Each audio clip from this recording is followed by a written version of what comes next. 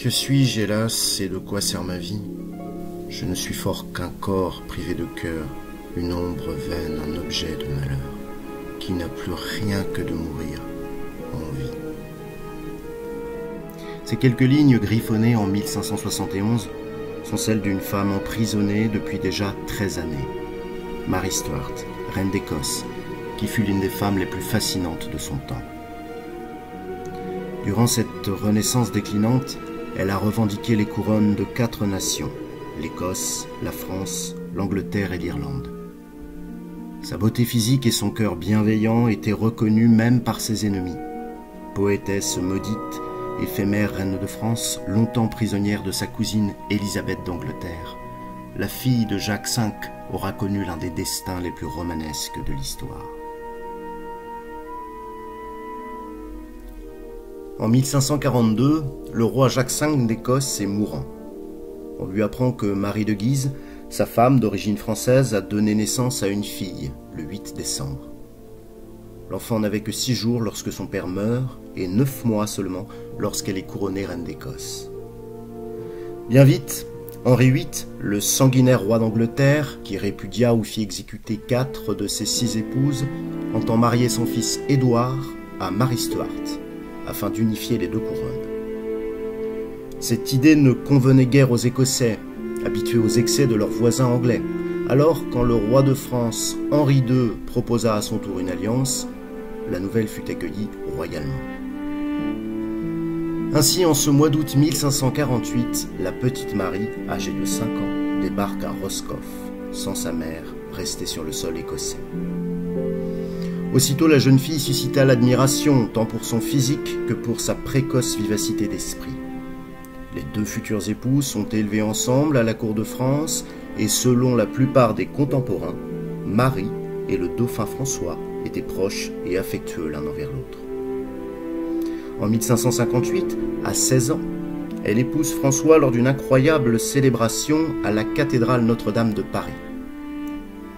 Exceptionnellement grande pour une femme au XVIe siècle, Marie était une reine dans tous les sens du terme. Elle avait un visage ovale, un menton bien dessiné et une petite bouche qui était mise en valeur par ses cheveux roux dorés, son grand front et ses yeux noisettes. Beaucoup considéraient Marie comme la plus belle princesse d'Europe. Les 2 adolescents s'aimaient, une princesse et son prince, jeunes et beaux, ce qui fut chose rare dans toute l'histoire et qui pourrait davantage relever d'un conte de fées.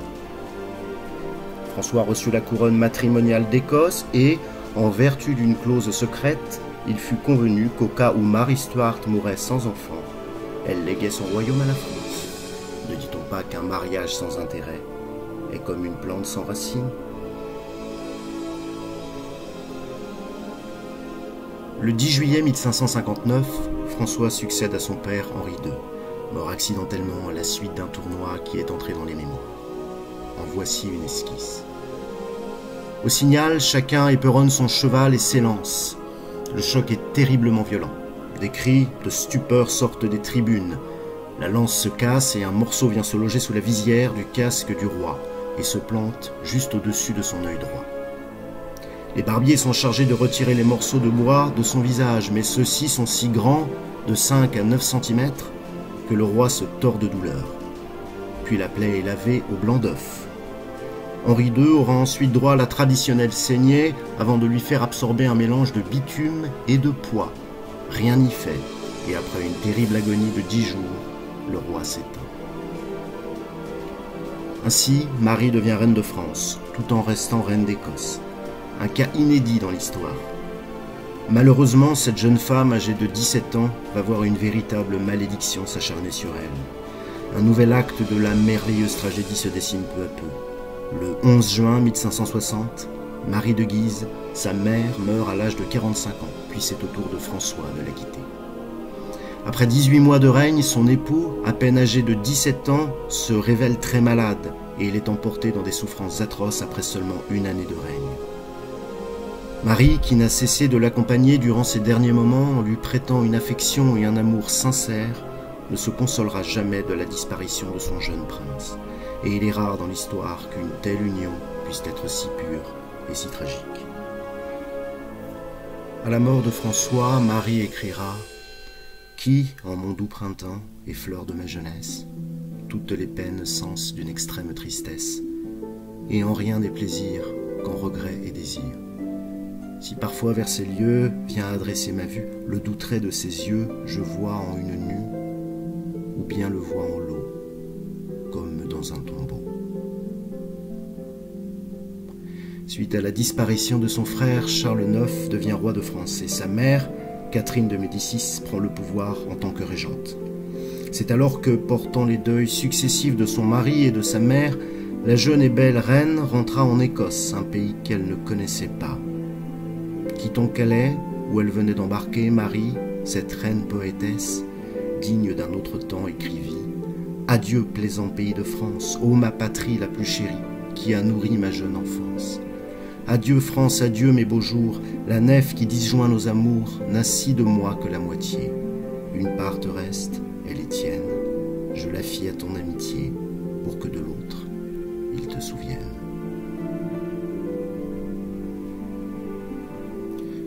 La jeune veuve retourne en Écosse en août 1561. Malgré son éducation, elle n'est pas préparée aux intrigues de la cour d'Écosse de cette époque. La religion divise le peuple et Marie, en fervente catholique, est vue avec soupçon par une grande partie de ses sujets. Parallèlement, elle invite la nouvelle reine d'Angleterre, Élisabeth Ier, afin de réchauffer leurs relations diplomatiques. Élisabeth refuse, ce qui affaiblit d'autant plus la position de la jeune reine d'Écosse. Marie est une femme d'un naturel bon, mais semble parfois inexpérimentée. Ainsi, le 29 juillet 1565, elle épouse, presque sur un coup de tête, Henry Stuart, Lord Darnley, son cousin germain dont elle est tombée éperdument amoureuse. Ce mariage, avec un meneur catholique, précipite le parti protestant en rébellion. Marie tombe rapidement enceinte et Darnley devient arrogant, insistant, il se montre avide de pouvoir. Il est entre autres jaloux de l'amitié que Marie entretient avec son secrétaire privé, David Rizzio. Et le 9 mars 1566, un nouveau drame dans la vie de la jeune femme va survenir.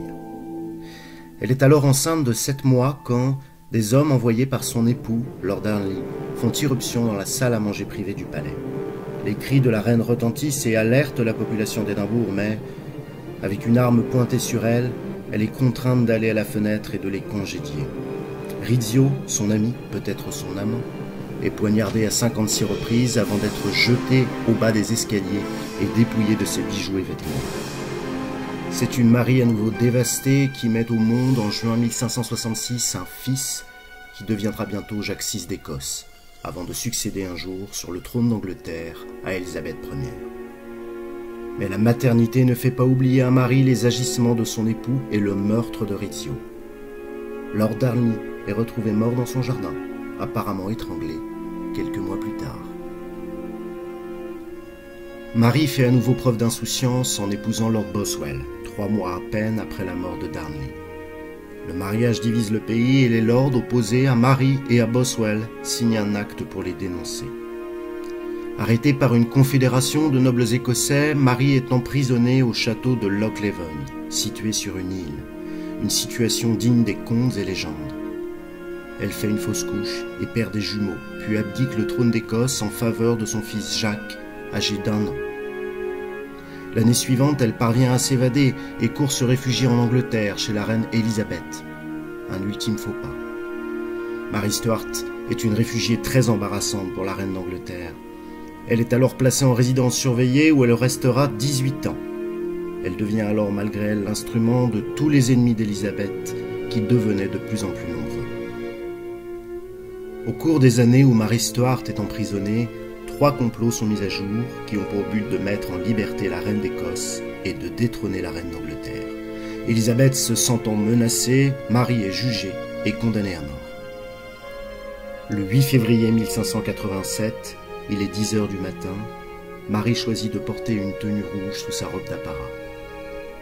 Digne, elle prie en allant au billot, mais son crucifix lui est arraché. Sa mise à mort est un calvaire. Son bourreau, qui était ivre le jour de son exécution, doit s'y prendre à 3 fois pour détacher la tête du corps. Marie est initialement enterrée à la cathédrale de Peterborough, mais l'histoire est espiègle. et son corps est exhumé en 1612, lorsque son fils, Jacques VI d'Écosse, ordonne qu'il soit placé à l'abbaye de Westminster, où il repose depuis, à 10 mètres du tombeau de sa cousine, la reine Élisabeth, celle même qui causa sa perte. Une aventure, une romance, un destin tragique qui inspira écrivains, compositeurs et tant d'autres poètes, sans réussir malgré tout à résumer ce qu'aucune fiction ne pourrait égaler. La vie d'une femme libre et moderne.